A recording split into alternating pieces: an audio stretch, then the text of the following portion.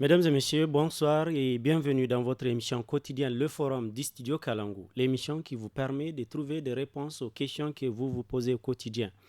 Quelles mesures de prise en charge et de prévention de la drépanocytose au Niger? Tel est le thème du forum d'aujourd'hui. La drépanocytose, qu'est-ce que c'est? Quelles sont les mesures de prise en charge de la maladie et quelles en sont les mesures de prévention? Pour avoir des réponses à toutes ces questions et à bien d'autres, nous avons invité ce soir Dr Beidari Ali, il est médecin-chef du Centre national de référence de la drépanocytose. Docteur, bonsoir. Bonsoir. Nous avons également avec nous Souraya Amadouhima, elle est membre de l'ONG Bafouné. Souraya, bonsoir. Bonsoir, monsieur.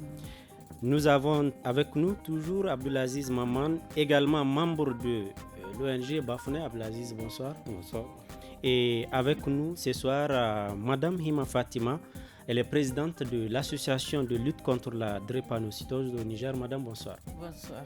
Merci à toutes et à tous d'avoir accepté notre invitation. Je suis Alassane Kouzi Mahamadou pour la présentation de cette émission.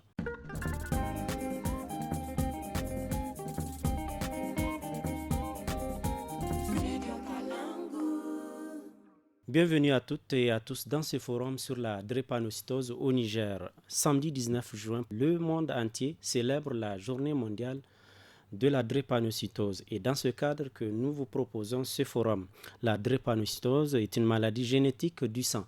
D'après le site web Journée mondiale, la lutte contre la drépanocytose figure depuis 2009 parmi les priorités de l'Organisation mondiale pour la santé pour la zone Afrique et occupe le 4e rang dans les priorités en matière de santé publique mondiale après le cancer, le sida et le paludisme.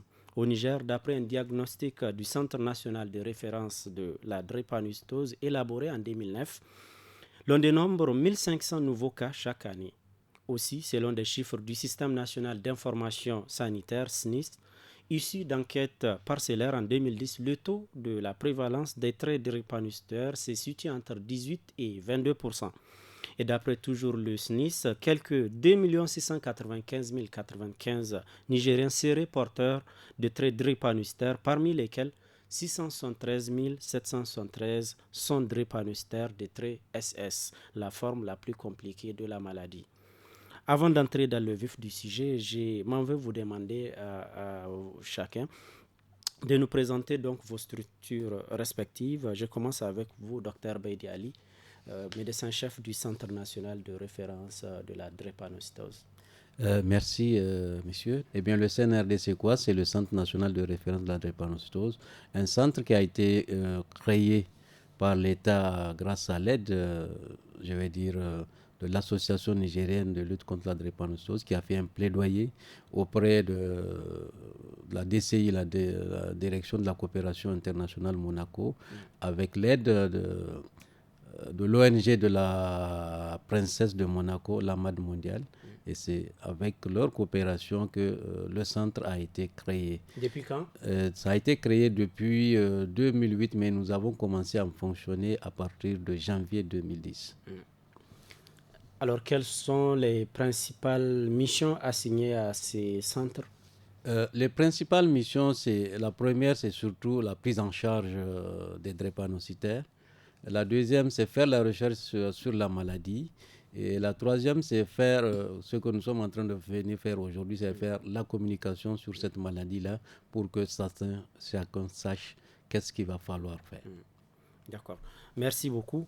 Nous passons à vous, Soraya Amadou, pour nous parler de l'ONG Bafouné également. D'accord. Qu'est-ce que c'est que cette ONG Bafouné? D'accord. Donc, brièvement, l'ONG Bafouné a été créée par l'arrêté 2007. Donc, nous sommes tous des drépanocytaires, nous nous sommes concertés.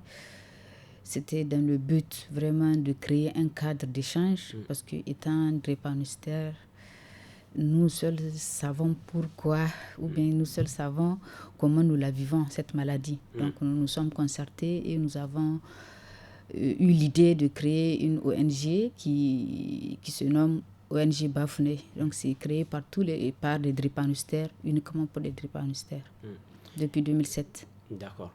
Peut-être un mot, un complément à Blaziz. Vous êtes toujours tous membres, peut-être un complément par rapport aux missions surtout assigné à l'ONG Bafouné, dont vous êtes membre également, tout comme Souraya Amadou.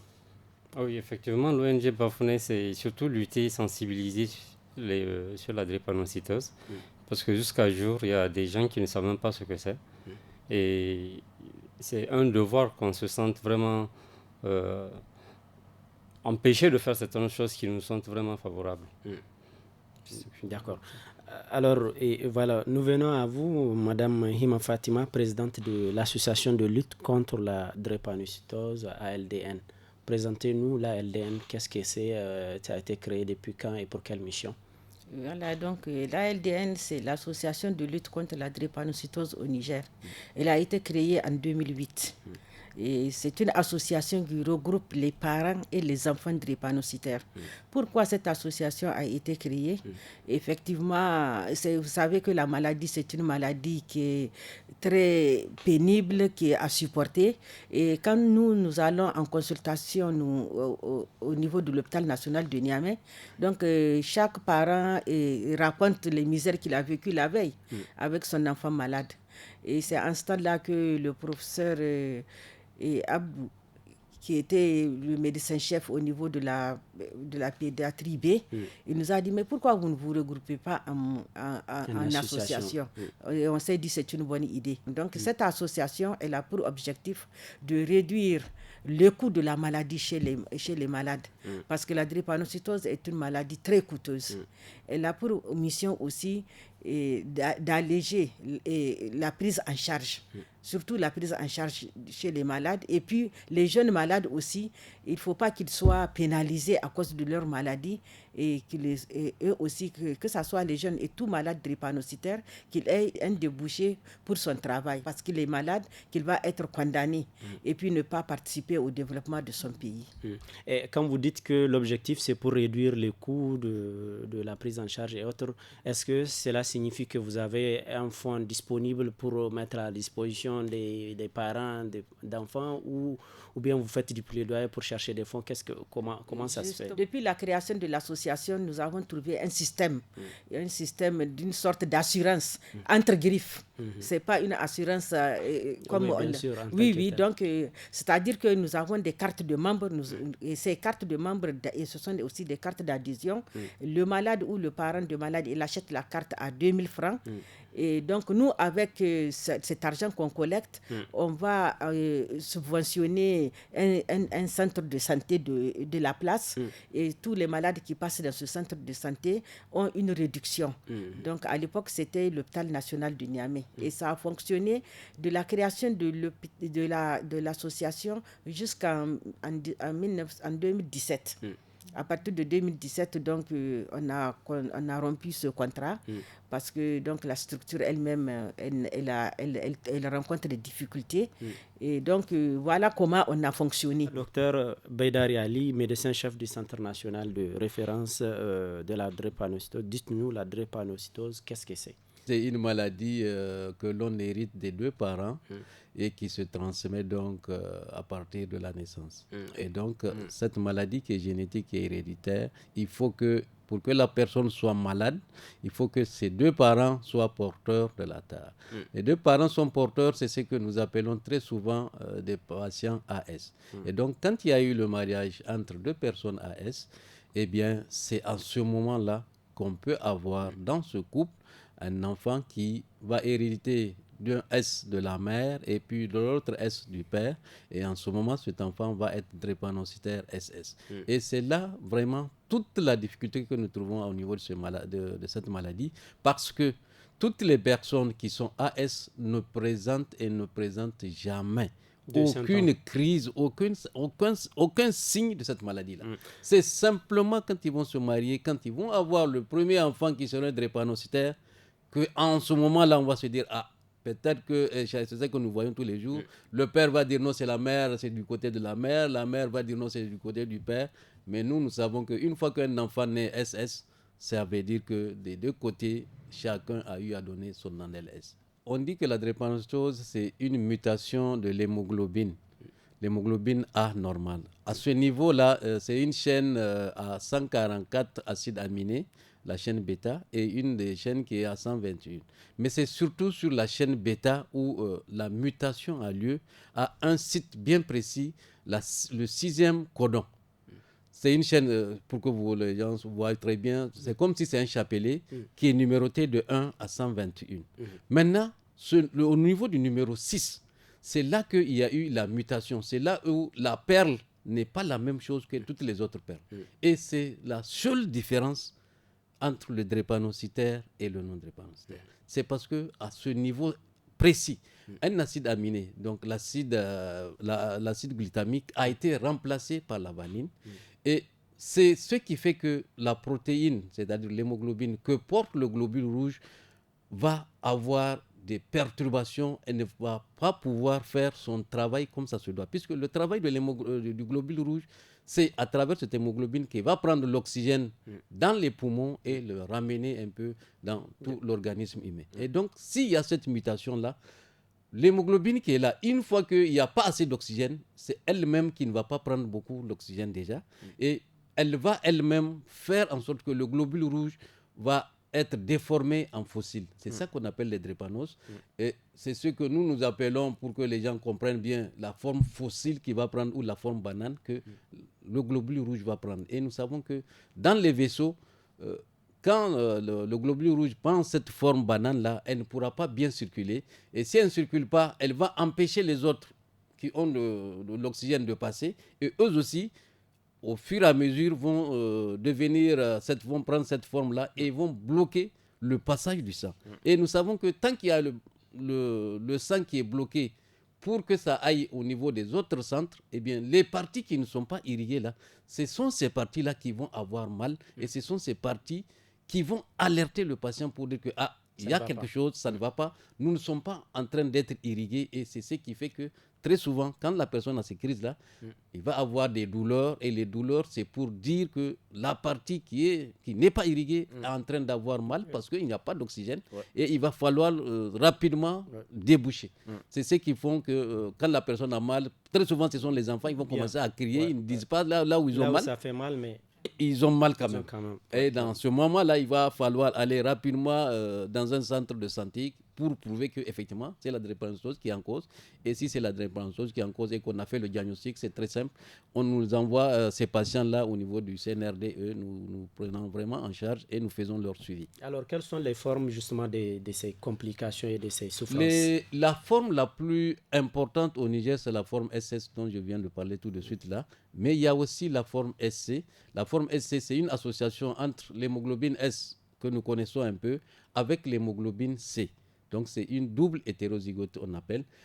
Elle, ce n'est pas l'acide glutamique qui change la valine, mais c'est plutôt une autre acide. Mais ça se fait toujours au niveau du codon 6. Alors, qui est drépanocytaire? C'est lui qui est porteur de traits SS et SC, c'est ça?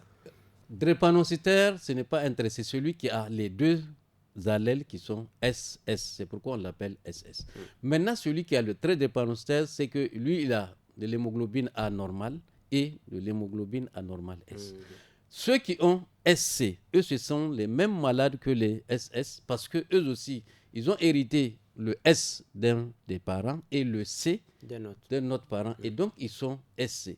Il y a aussi la forme, cette forme-là est assez rare au Niger quand même, mais elle existe, c'est la forme S-bêta-thal. La forme S-bêta-thalassémie, c'est que la bêta-thalassémie, on ne va pas s'étendre dessus, c'est plutôt un manque. Au niveau de la chaîne, elle n'est pas complète. Au lieu d'avoir 121, on aura 120. On aura 120 ou 115. Donc là, il y a une perte de la chaîne.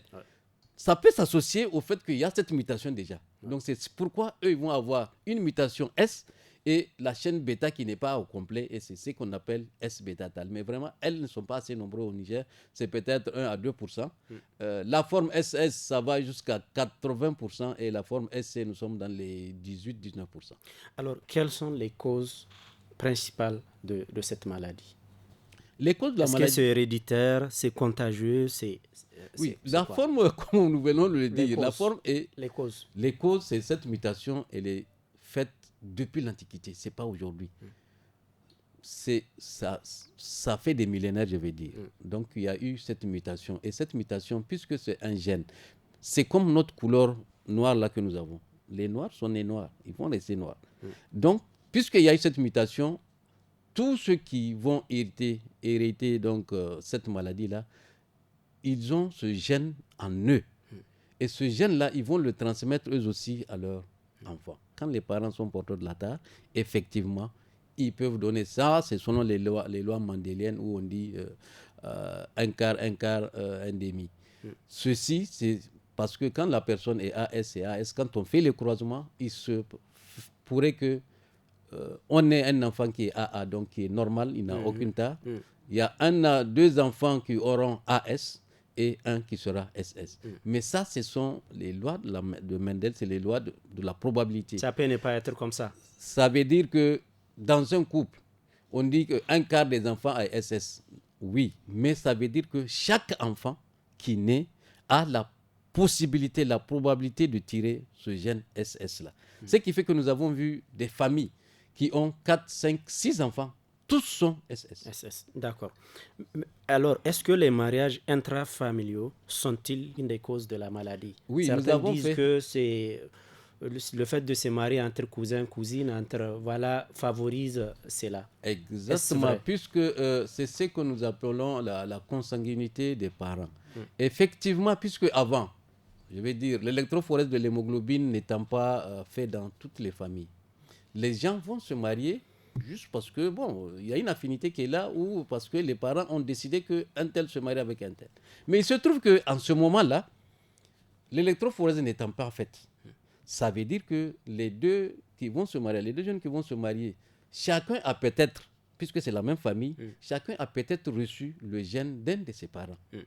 Et donc, c'est quand ils vont se marier, ils vont avoir leur enfant qui est soit SS ou SC ou S-bêta-tal, qu'on va se rendre compte qu'effectivement, puisqu'ils ont eu un enfant qui est drépanocytaire, ça veut dire que eux qui sont en amont ont donc la tare en elle. Merci beaucoup, docteur, pour ces éclaircissements. Nous allons passer au témoignage avec, nous avons Souraya Amadou. Et voilà, juste un petit témoignage. Vous êtes donc membre de l'ONG Bafouné, qui est une association créée pour et par des porteurs, donc des drépanocytaires. Est-ce que vous pouvez nous dire, pour votre cas, comment vous vivez cette maladie et, voilà. D'accord, merci bien. Moi, j'ai la forme AS, comme l'a dit le docteur. Pas de symptômes? Voilà, ceux qui ont la forme AS, vraiment, ils n'ont aucune crise. Bon, je ne vais pas dire aucune crise, mais vraiment, on ne présente aucun symptôme. Rarement, les petites douleurs, les petits maux de tête, mais franchement, la personne... Qui peuvent être à la base, qui sont à la base? Oui, moi, c'est de mon enfance qu'on a su que j'ai la forme AS, mais ça ne m'a rien empêché. Socialement, comment vous vivez ça? Je vis tranquillement, je n'ai aucun problème. Quand j'ai les petites douleurs, je les gère. Je les gère du moins. Est-ce que vous êtes marié? Oui, j'ai 3 enfants et Dieu merci, ils n'ont aucun ne présente le signe là. Est-ce que vous avez fait le test avant de vous marier ou bien vous vous êtes marié et puis par chance, voilà, vous êtes tombé sur peut-être quelqu'un qui ne porte pas? Non, le test bien sûr avant le mariage. Parce que je me suis mariée en 2012 et j'étais dans l'association depuis 2007 et on a pris les conseils des... Mais lui, il n'avait pas, il n'a aucun signe de drépanocytose. Donc, c'est raison pour laquelle d'ailleurs le mariage... Appuyé. D'accord, rapidement, docteur, vous voulez ajouter quelque chose? Oui, je vais ajouter quelque chose parce que ce qui est important, nous avons dit que pour que l'enfant soit drépanocytaire, il faut que les deux parents soient porteurs. AS. Si elle est déjà AS, ce qui est important et c'est ce que nous sommes venus dire aujourd'hui, c'est ça le message. Le message, c'est que toutes les personnes qui sont porteuses de la tare, s'ils doivent se marier, ils doivent se marier. C'est vraiment devoir, doivent se marier avec ceux qui n'ont pas cette tare-là. Une fois qu'ils se marient avec ceux qui n'ont pas la tare, il n'y a aucun problème. Nous n'aurons pas d'enfant drépanocytaire SS parce qu'elle ne va donner que A ou S et le mari qui est là, qui est AA, va donner A. Il va donner que A. Ouais. Elle, il va donner A ou S. Ouais. Donc, l'enfant, au pire, quel que soit, on aura une l'enfant, association. au pire, ne sera que AS. Nous sommes 5, j'ai 2 grandes sœurs, 2 petits frères, nous sommes 5. Et Dieu merci, je suis la seule qui a le signe AS. Donc les autres n'en ont pas. Je me demande chaque fois comment ça s'est passé, mais c'est avec les questionnaires. Donc j'ai appris que c'est le côté du papa, j'ai eu cette maladie. Ok. Alors, avec vous, Abdelaziz Maman, et votre cas? Moi, je suis le malade dont on parle ici.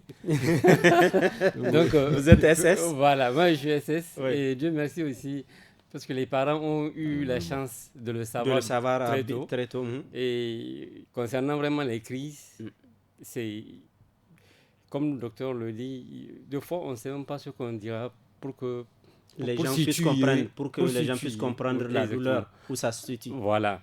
Parce que c'est une douleur atroce que peut-être là où ça fait plus mal. Mais sinon, c'est tout le corps, toutes les articulations. Donc, à partir de là, on peut dire, si toutefois on a la chance d'avoir des encadreurs, des médecins à côté, donc c'est plus facile. Mais malheureusement, c'est juste dans les capitales ou dans les grands centres qu'on peut trouver les centres. Nous allons parler de la prise en charge, vous parlez de cela, on va en parler un peu en détail. Mais est-ce que socialement, vous êtes marié ou... Oui, je suis marié, père de 3 enfants aussi. Et quel est leur statut? AS. Parce que tous. Oui, tous. Comme je suis déjà le malade, donc il me faut nécessairement quelqu'un un partenaire qui n'en a pas. Et c'est ce que vous avez fait. Voilà. Et comme elle le dit, nous sommes 5 aussi, mais les 2 grands, dont je suis le deuxième, le premier il est SS, moi le deuxième je suis SS, et 3, 4, ils n'ont rien. Ils sont AA, et la dernière est la AS. Donc le partage, oui. Alors, pour terminer cette partie, juste peut-être un mot, Madame la Présidente de l'association Par la Maman, par rapport aux complications. Comment vous vivez la situation de voir ces enfants souffrir? Effectivement, c'est très pénible. C'est très pénible de vivre avec un seul enfant drépanocytaire. Nous, au niveau de l'association, toute famille qui a un seul enfant drépanocytaire, nous la mettons comme un cas social. Parce que c'est une maladie pénible, c'est une maladie qui coûte très cher, qui coûte très cher. Parce que en moyenne, quand un malade fait une crise, le minimum, chaque jour, c'est-à-dire ce qu'on peut dépenser, ça va entre 30 à 50 000 par jour. Par jour, sinon au-delà. En cas de complication. Est-ce qu'il y a un comprimé, il y a un médicament précis qu'on donne qui permet de soulager ou bien c'est quoi qui coûte ces frais? C'est-à-dire c'est entre les examens, entre les radios et les produits pharmaceutiques. Par jour, ça va aller, c'est entre 20 à 50 000 francs par jour. Il y a même des hospitalisations qui coûtent le séjour où ça va à 200 000 jusqu'à même 1 million. Ça dépend du temps de séjour du malade ou bien la complication qu'il a développée. Peut-être le docteur Bédard va venir. Parce qu'il y a plein de complications qui sont. Chaque organe peut présenter une complication. Nous, en tant que parents, on supporte très difficilement cette maladie. Alors, puisque nous sommes déjà dans la partie prise en charge des complications de la maladie et des patients, quelles sont vos autres sources de revenus en dehors des cotisations des membres? Donc, les autres sources de revenus, donc, on a toujours avec la coopération de Monaco qui nous aide. C'est la seule? C'est la seule pour le moment. Elle est le parrain de la drépanocytose dans tout le monde, dans le monde entier, parce qu'elle supporte 6 associations africaines. La coopération internationale de Monaco, avec l'aide aussi de la fondation de la princesse Caroline de Monaco. Donc voilà, ce sont les seuls partenaires qui nous aident. Donc nous, par exemple, l'an passé, nous avons, nous en tant qu'association, comme on connaît le coût de la maladie, nous avons fait un plaidoyer et nous avons acheté des médicaments qu'on a déposés au niveau du centre national pour que, c'est surtout en cas de l'hivernage, comme c'est le pic du paludisme. Donc, vous savez, les drépanocytaires supportent mal le paludisme. Ça aggrave leur situation. Donc, nous nous avons fait un plaidoyer, nous avons acheté des médicaments qu'on a déposés. Donc pendant cette période, ces produits vont être donnés gratuitement aux malades qui est admis en urgence au niveau du CNRD. Le premier jour de traitement, il est défalqué dans ces produits-là. C'est le deuxième jour que le parent va prendre le relais. Donc voilà à peu près les actes qu'on est en train de faire. Mais ça n'empêche pas que nous supportons aussi des cas sociaux en tant qu'association. On a des cas sociaux, mais on n'a pas les moyens. Bien sûr. Parfois, c'est notre fonds de fonctionnement même. On n'achète même pas le fonctionnement. C'est ce fonds-là qu'on met pour les cas sociaux qui se présentent à nous parce qu'on n'a pas les moyens.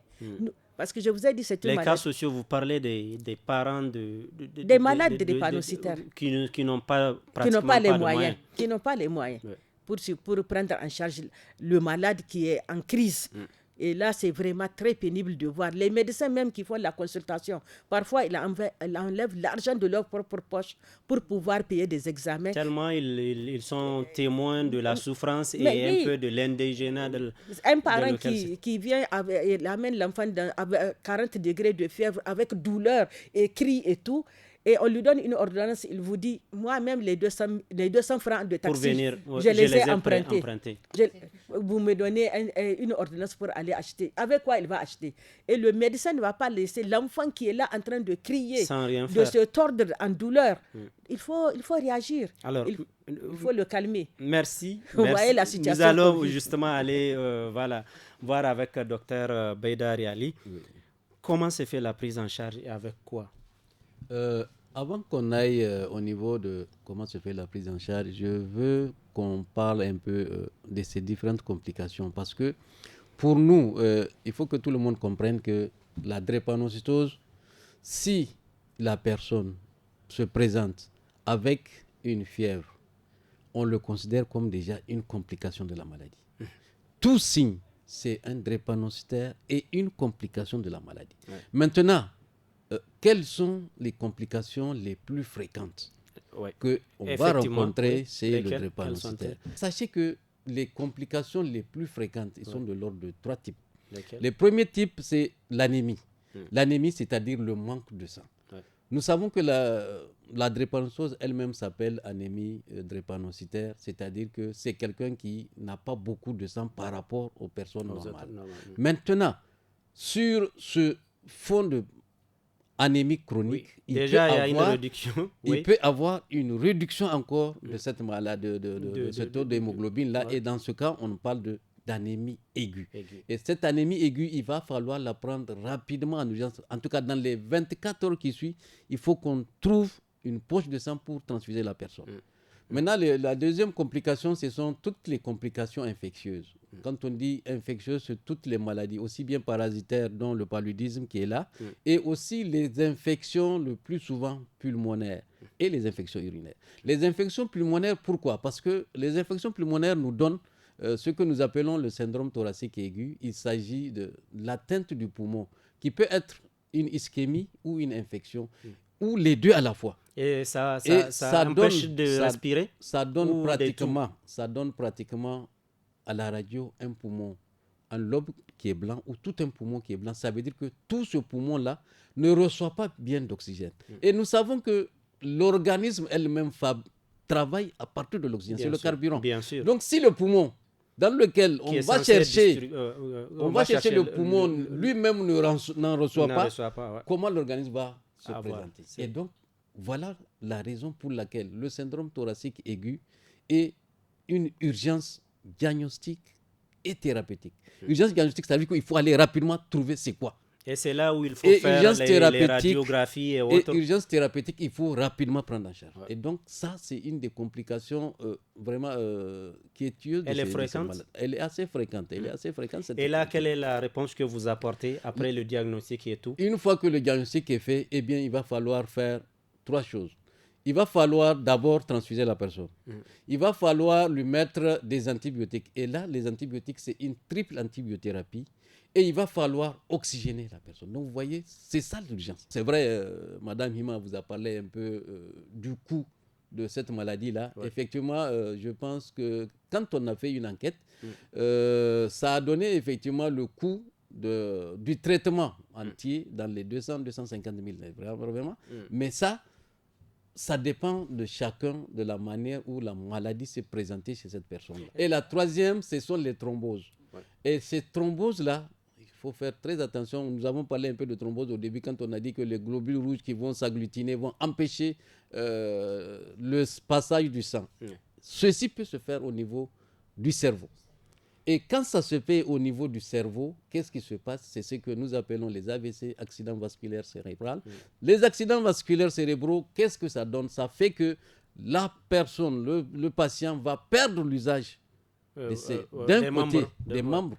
Et si jamais, mais malheureusement c'est ce qui se présente, ça a été prouvé que dans les 3 ans qui suivent, si cette personne n'est pas bien prise en charge, il va encore refaire un autre AVC qui peut affecter maintenant la partie normale. Donc, ça veut dire que si on ne fait pas attention, c'est ces drépanocytaires-là, et nous en avons vu certains qui ont fait un double AVC, ils ont fait un AVC à gauche, ils ont fait un AVC à droite, et ils ont cet enfant, ces enfants ont perdu les 4 membres, et même la parole.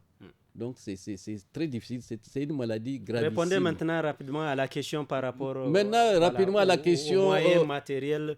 Effectivement, au niveau donc, du CNRD, une fois que le CNRD a été construit, tout ce qui est subvention de l'État subventionne, puisque c'est quand même un centre de l'État. Bien sûr. Donc l'État intervient sur la subvention de l'État pour que déjà le personnel est déjà pris en charge par l'État. Ça, c'est agent de l'État, agent fonctionnaire, c'est déjà pris par l'État. Maintenant, les autres examens, c'est-à-dire les autres activités que le centre doit faire, c'est l'État qui subventionne.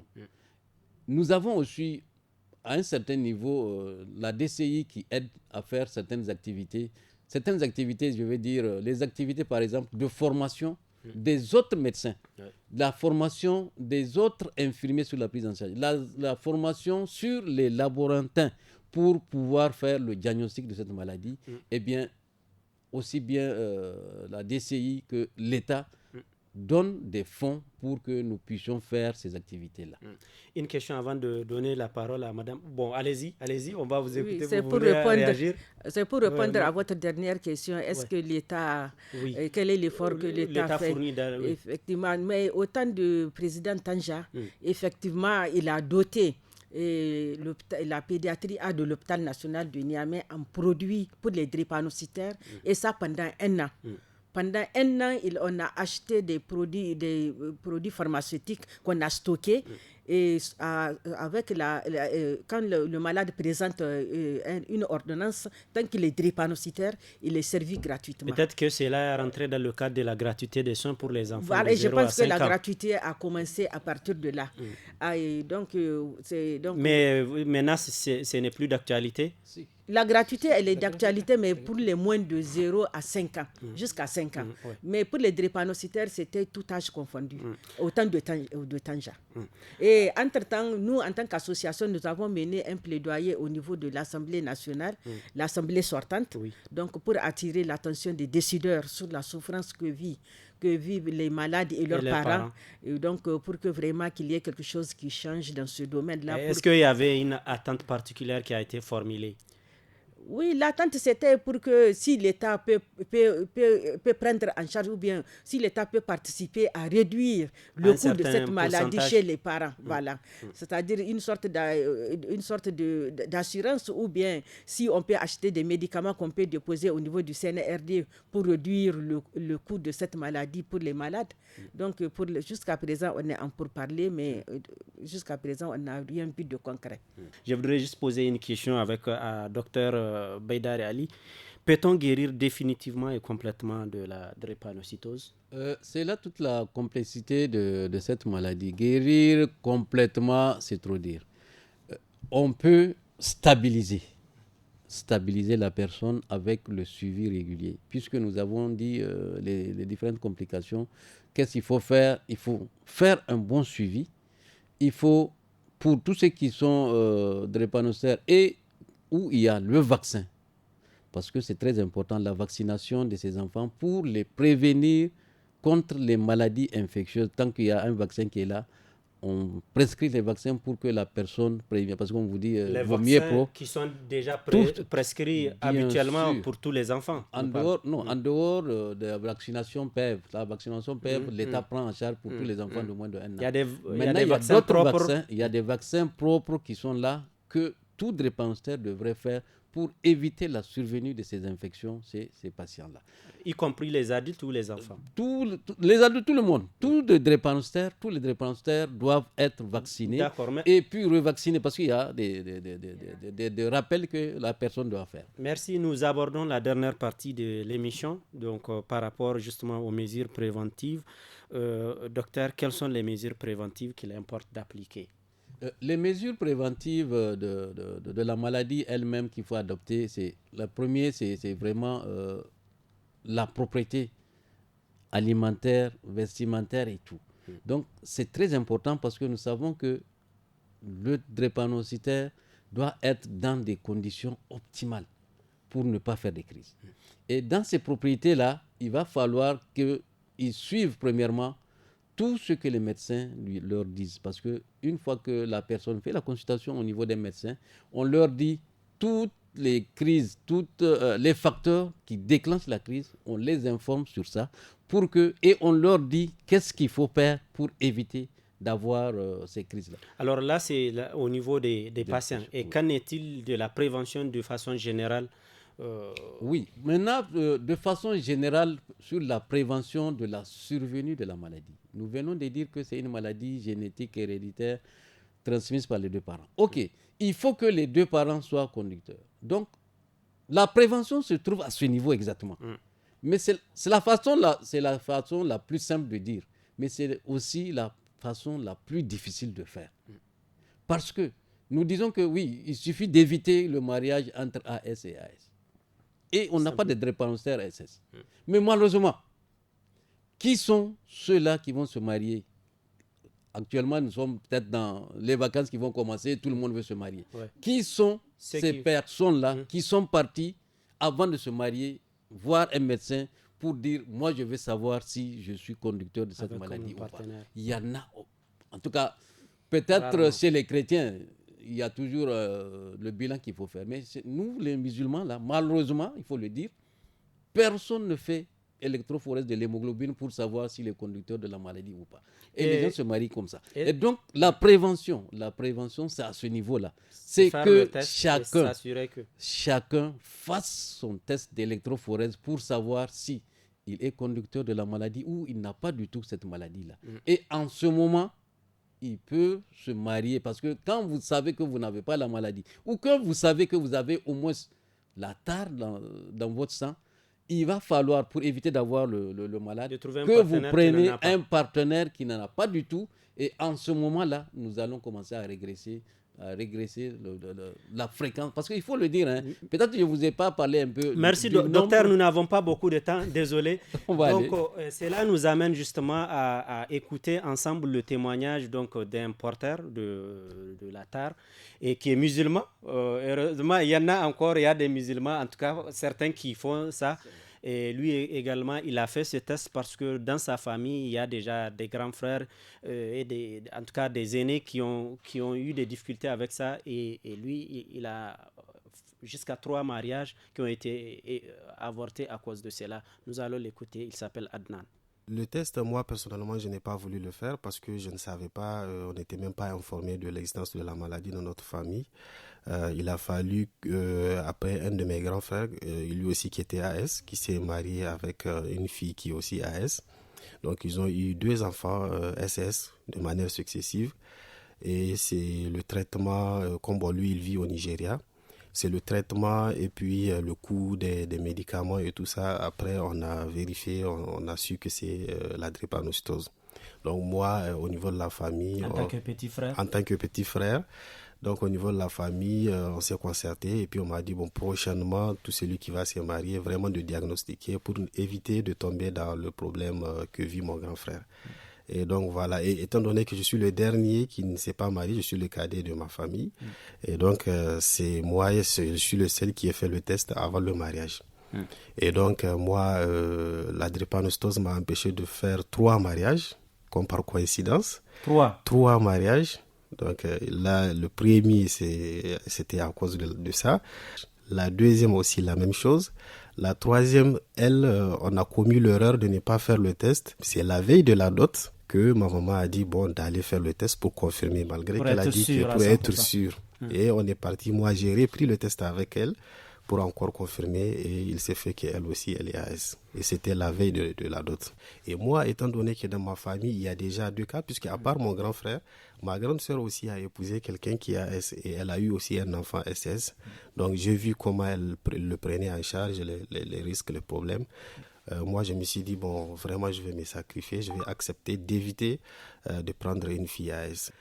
Pour vous, quel que soit, vous ne vous engagerez jamais avant d'avoir fait ce test. Oui, ça c'est clair. Je n'épouserai jamais une fille AS, parce que si j'épouse une fille AS, je me dis que tous les sacrifices que j'ai faits avec les 3 dernières aura été vain, n'aura pas servi à quelque chose. Donc, je pense que je vais aller jusqu'au bout. Voilà donc ce témoignage par rapport à cette question. Celui-là, en tout cas 3, bien sûr. C'est quelqu'un qui a, jusqu'à aujourd'hui, actuellement, il est célibataire. Il attend de trouver donc, celle qui soit pas porteur de la tare. Docteur, vous voulez réagir? Oui, après, on fera réagir tout le monde pour finir. Nous sommes déjà hors délai. Je voulais réagir un petit peu parce que ce cas-là est vraiment à saluer, il faut le dire. C'est pas facile que la personne sache qu'elle a AS, qu'elle demande, parce que c'est ce que nous demandons toujours, que toute personne qui a fait son électrophorèse, qui se trouve qu'il est AS, qui connaît déjà son statut, qui demande à ce que son partenaire aussi. Et ça, il ne faut pas qu'il attende à amener la dot, parce que très souvent, nous avons vu, quand c'est la dot est déjà amenée, là, ça devient un peu plus compliqué. C'est avant d'arriver à la dot, là, qu'il devait demander à la fille de faire l'électrophorèse avant qu'on amène la dot. Comme ça, si on n'a pas amené la dot, bon, il est reculé tout doucement, on ne sait pas. Donc vraiment, pour nous, ce cas-là est très important. Il faut que chacun... Parce que lui, et je le salue pour ça, parce qu'il a vu comment ses grands frères et ses sœurs sont en train de souffrir parce qu'ils ont un enfant de drépanocytose dans la famille. Et c'est ce que lui, il veut éviter. Et il fait des sacrifices. Et je l'encourage dans ce sens, et je pense que tous les gens qui sont sur ce plateau vont l'encourager dans ce sens, parce que c'est l'idéal qu'il est en train de choisir là. Nous sommes en train de l'aider, et nous allons l'aider pour ça. Il faut qu'il sache qu'au Niger, il y a 1 sur 24% qui sont porteurs de la tare. Ça veut dire qu'il y a encore, c'est une personne sur 5. Il a fait les 2, il reste encore les 3 autres qui sont là, qui va avoir cette personne qui est AA, Inch'Allah, avec laquelle il va se marier. Nous allons faire réagir les autres. Nous commençons avec vous, voilà, Soraya. Amadou, par rapport à ces témoignages et un peu qu'est-ce que vous avez envie de dire et d'ajouter? Tout à l'heure, je disais que c'est touchant, parce que vraiment, moi, ça m'a touché. On dirait, je le connais, j'imagine déjà ce qu'il vit. 3 mariages, avortés, c'est vraiment difficile. C'est pas facile de supporter. Mais nous le saluons, sincèrement, nous le saluons. Et on a besoin de ce genre de personnes de notre ONG qui sont déterminées et qui vraiment... C'est d'ailleurs l'une de notre priorités, la sensibilisation. Lui, ça veut dire que lui, partout où il va s'asseoir, il va sensibiliser les gens. Bien sûr. Parce qu'il est déterminé. Il est l'exemple. Voilà, il n'a pas besoin vraiment, de on a besoin de lui, quelqu'un. de notre ONG. Nous le saluons sincèrement. Nous le saluons. Oui, Madame Fatima. Effectivement. Donc, lui, il a compris la sensibilisation. Nous faisons cette sensibilisation. Mais parce que lui, il est SS, effectivement. Il est AS. Il est AS. Il faut qu'il trouve une âme qui est AA. Ça, c'est certain. Ouais. C'est notre cheval de bataille en tant qu'association. Nous sensibilisons tous les jeunes de faire ce qu'il est en train de faire. Et nous lui souhaitons d'avoir la bonne âme sœur. Merci. Nous, on nous appelle les tests. Dès que vous voulez vous marier, on commence d'abord par demander, vous avez fait l'électrophorèse, vous savez votre statut. Donc au finish, on nous appelle test, parce qu'on ne peut même pas commencer une relation sans autant savoir si réellement ça c'est un petit nom que les gens vous donnent. Voilà, parce que nous c'est comme ça, parce qu'ils savent que vous faites d'abord le test. Voilà, un message au gouvernement. Un message au gouvernement. Oui. On n'a pas la prise en charge. Avant, il y avait la prise en charge du gouvernement quand vous partez au centre ou à l'hôpital. On vous prend à hauteur de 80%. Aujourd'hui, ça n'existe pas. Ça a disparu. Et vu les coûts de cette maladie, au moins qu'ils reconnaissent qu'on a vraiment besoin de ça. Qu'une partie, en tout cas des charges, soit considérée. Merci à toutes et à tous d'avoir bien été des nôtres durant ces 45 minutes et même plus.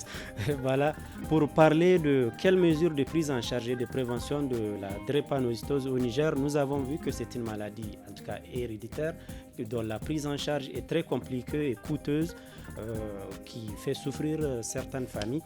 Les uns et les autres en ont parlé par rapport à la prise en charge, par rapport aux efforts qui sont fournis par l'État, par le partenaire qui est donc le Monaco, donc la princesse du Monaco qui a été citée.